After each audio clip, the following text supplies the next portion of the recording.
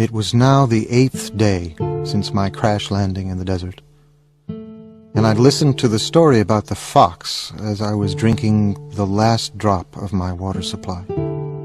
You know, the roses in the garden bloom. No one has tamed them, and they haven't tamed anyone. They are beautiful, but they're empty.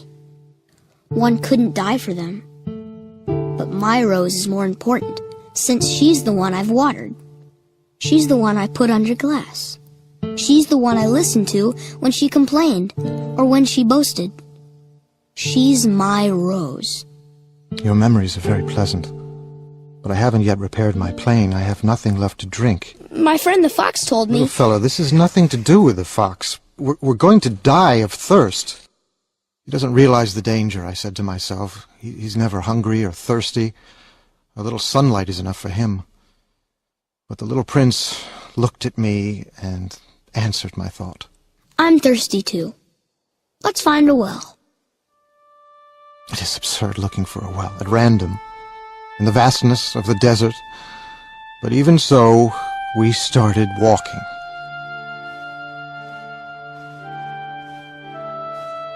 And when we had walked for several hours in silence, night fell, and stars began to appear. I noticed them, as in a dream, being somewhat feverish on account of my thirst. The stars are beautiful because of a flower you don't see. The desert is beautiful.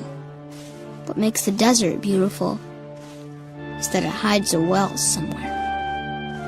As the little prince was falling asleep, I picked him up in my arms and started walking again. I was moved. It was as if I was carrying a fragile treasure. It actually seemed to me there was nothing more fragile on earth.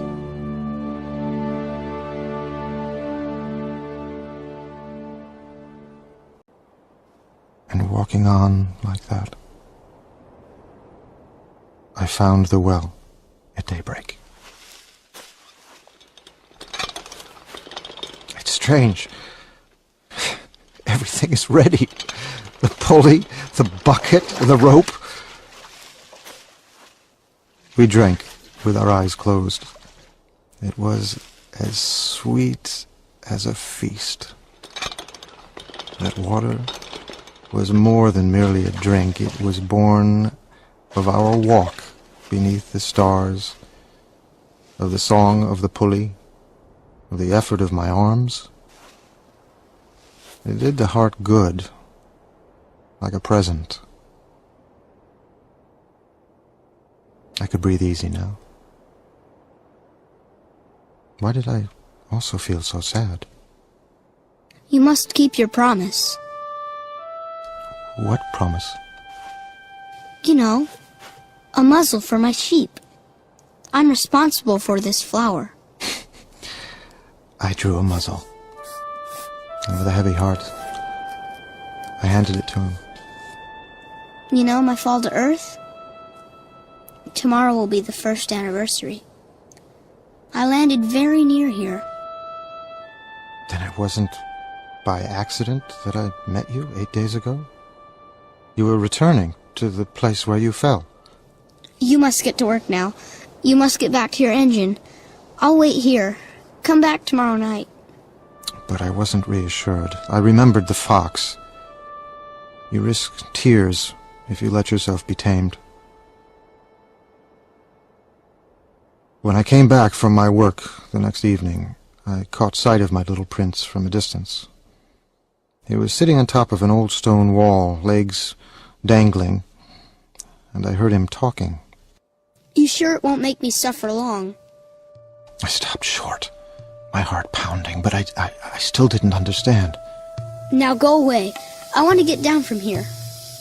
Then I looked down toward the foot of the wall and gave a great start.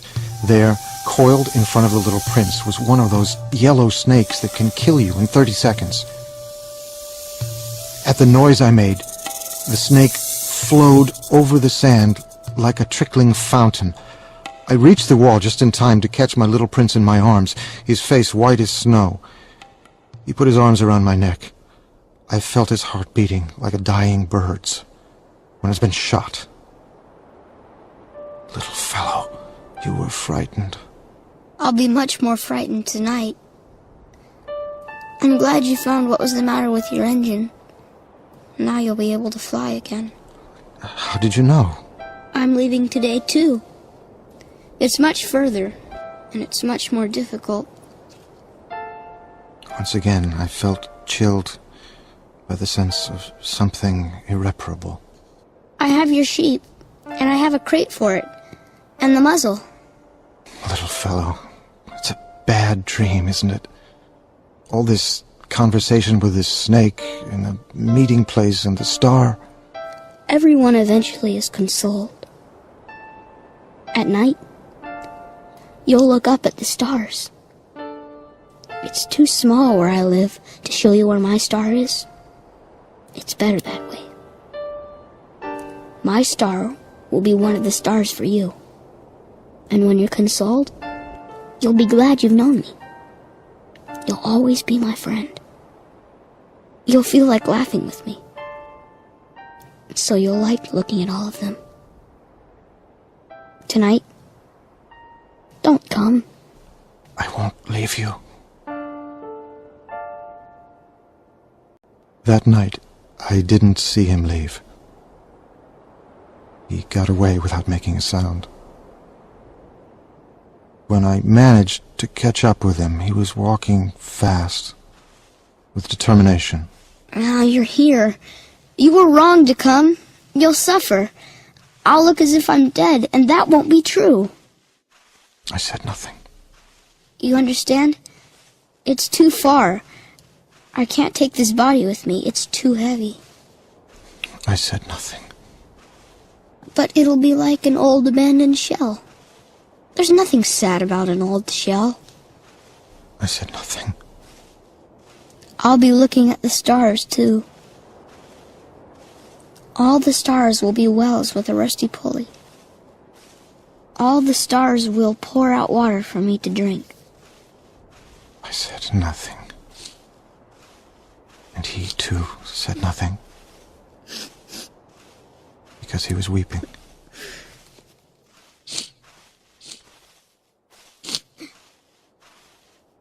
Here's the place. Let me go on alone. You know my flower? I'm responsible for her. She has 4 ridiculous thorns to defend her against the world.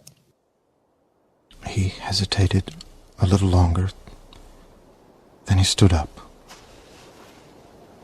He took a step. I couldn't move.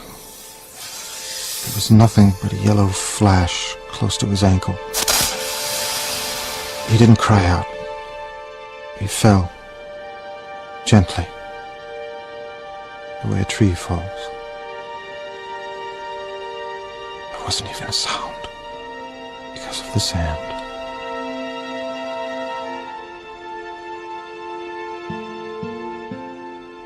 It's been 6 years already. I've never told this story before. But I know he did get back to his planet. Because at daybreak, I didn't find his body. At night, I love listening to the stars. It's like 500 million little bells. But something extraordinary has happened. When I drew that muzzle for the little prince, I forgot to put in the leather strap. And then I wonder, what's happened there on his planet? Maybe the sheep has eaten the flower. Look up at the sky, and you'll see how everything changes. And no grown-up will ever understand how such a thing could be so important. If you should travel to Africa someday in the desert, I beg you not to hurry past. Wait. Wait a little, just under the star. Then if a child comes to you, if he laughs, if he has golden hair, if he doesn't answer your questions, you'll know who he is. If this should happen, be kind.